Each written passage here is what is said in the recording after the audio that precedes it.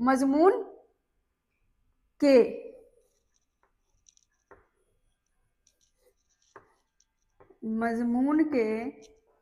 कितने हिस्से होते हैं?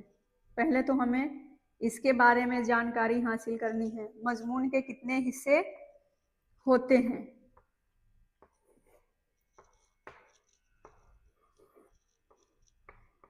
होते हैं। तो मजमून के होते हैं 3 हिस्से। अब है पहला हिस्सा,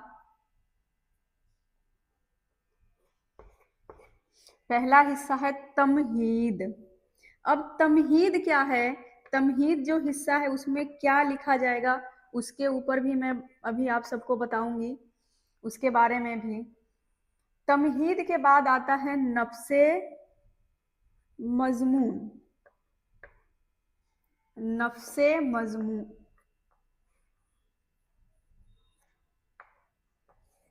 नफ्से मजमून। और लास्ट आता है जी, यहीं पर लिख देती हूं मैं, तीसरा है खातिमा। अब खातिमा नाम से ही आप सबको पता चल गया होगा कि लास्ट का हिस्सा, खत्म वाला हिस्सा। तो कितने हिस्से हो गए?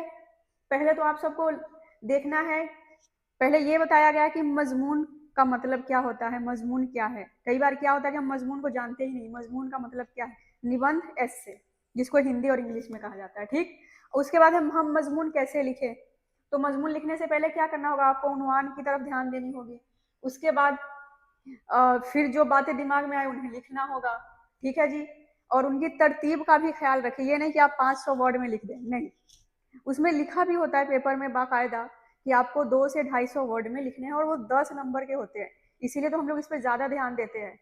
और क्या है कि इसमें ज़्यादा टेंशन लेने वाली बात भी नहीं है, कोई भी टॉपिक होगा आप लिख देंगे अगर आपको लिखने आ रहा होगा उर्दू में तो, ठीक है जी। तो तमहीद, अब हिस्सा, मजमून के जो हिस्से हैं 3 हिस्से हैं, 3 भागों में बांटा गया है। तो एक तमहीद पहला, दूसरा नफ्से मजमून, और तीसरा है खातिमा।